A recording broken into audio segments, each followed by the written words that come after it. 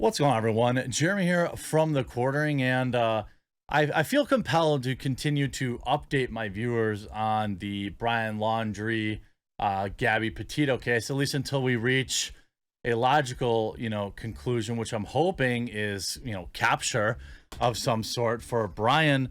But a couple of interesting updates yesterday as the public is continuing to apply pressure to Brian Laundrie's immediate family, which means his mom and dad, as well as his sister.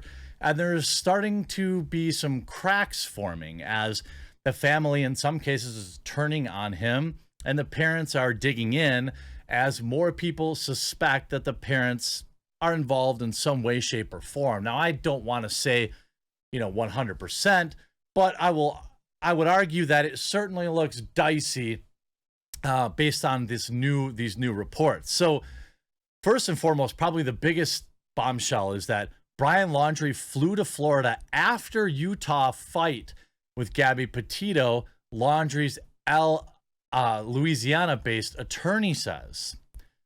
Brian Laundrie's the person of interest, and obviously going on, flew home to Florida 5 days after the couple got into a physical altercation in Utah while on a cross-country trip. Laundrie's attorney confirmed to Newsday on Tuesday. Stephen Bertolino said Tuesday that Laundrie was currently wanted by the FBI related to credit card fraud, took a commercial flight on August 17th from Salt Lake City to Tampa, Florida. Bertolino said Laundrie then took a return flight back to Salt Lake City on August 23rd to rejoin Gabby. To my knowledge, Brian and Gabby paid for the flights as they were sharing expenses.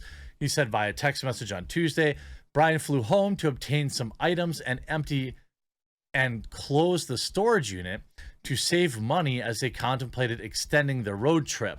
I'm not sure, how I feel about this kind of reasoning for flying home. A storage unit is probably $100 a month, even if it was $200 a month. How it would take a commercial flight nowadays, from Utah to Florida is probably $600. Maybe he took a bunch of layovers and he got it really cheap for $200 or $300. Couldn't his parents have emptied out his storage unit? I don't know. It seems bizarre, but it was definitely much earlier, coming back on August 23rd. Now, there have been multiple calls from that home, and now kind of these citizen investigators are, in my opinion, harassing the families. Now, I think my viewers will probably be divided on this, and I definitely see it from both sides.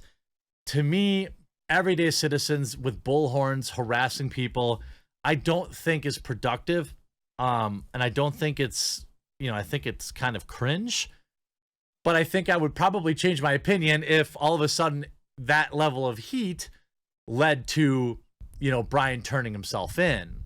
And it seems like that heat is actually causing the family to crack as Brian Laundrie's sister has now doubled down on her assertion and that has admitted that their mom and dad aren't talking with her because of this. And she has demanded he turn himself in. The sister of Brian Laundrie has doubled down on her assertion that she has no idea where he is as authorities search for him after the passing of Gabby. I actually believe her that she doesn't know where he is, but I also wonder what she might know. Like, does she know something maybe that she doesn't think is important, but it is? I don't know. No, I don't know where Brian is. I'd turn him in, Cassie Laundrie said in an exclusive interview, which aired Tuesday. Cassie said if she could talk to her brother, she would tell him to come forward. I worry about him. I hope he's okay. And then I'm angry and I don't know what to think. I would tell my brother just to come forward and get us out of this horrible mess. Well, yeah. I mean, people are showing up at her home nonstop. There was some contradictions, though, because she said she hadn't seen her brother, but then it was revealed that she, in fact, did. He did, in fact, show up at her house. Sister says she last saw her brother on September 6th, but that was a lie or a mistake too. I don't know. It depends. Went for a couple hours. We ate dinner and had s'mores around the campfire and left.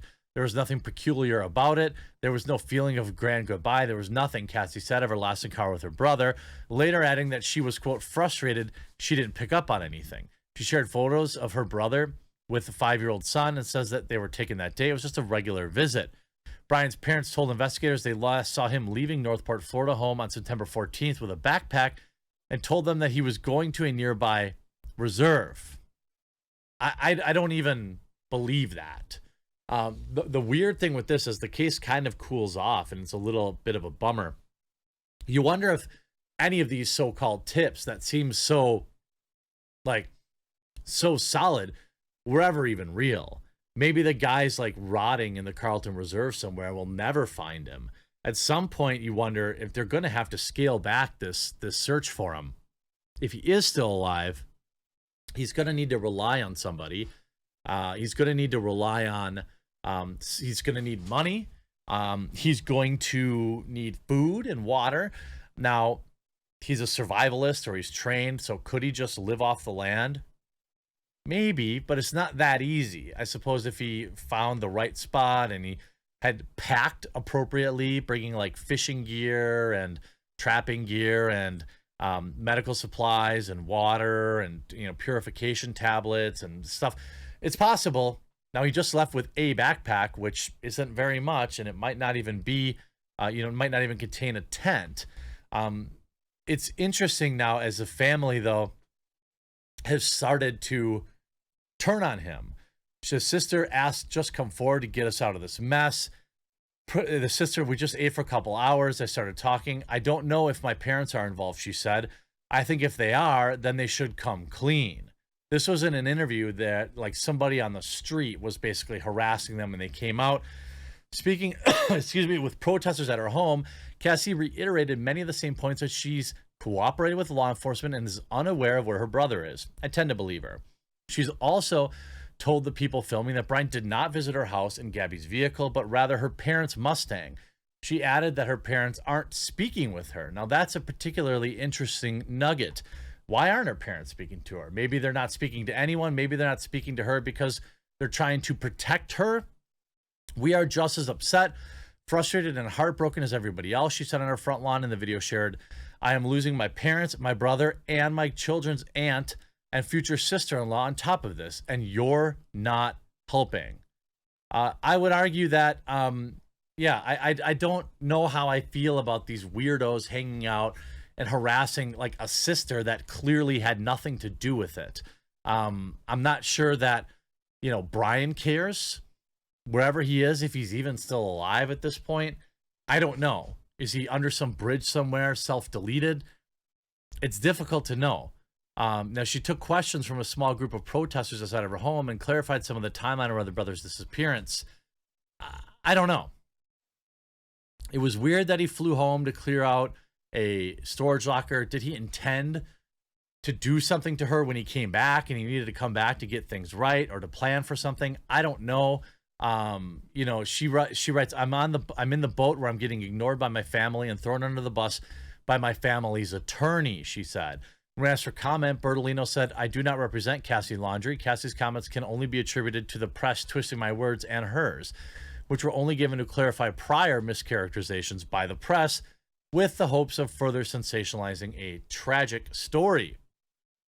A person in the group asked what she thought when she began to put the pieces together on the 11th. She said that there was something she was, quote, not allowed to answer. So the FBI told her, by the way, hey, these are some questions that you can't answer. These are some questions that you can't answer. I would think that this kid, it's been long enough, going on a month now, that he's been gone. If he's even still alive, if the parents know where he is, I doubt they've been able to make contact with him since.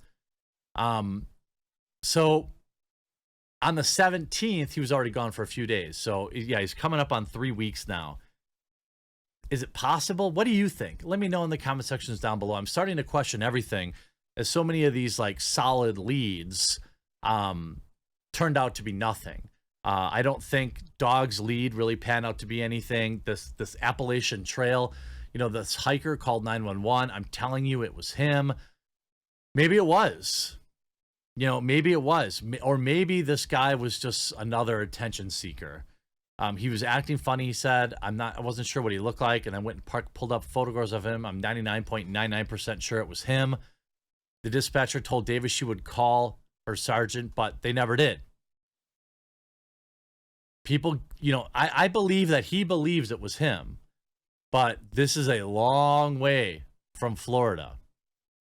He does know the Appalachian Trail, but this tip didn't come in until it was already widely publicly known that he knew that area. Is he there? We'll have to wait and see, I suppose. I hope you enjoyed this video. We'll talk to you again real soon.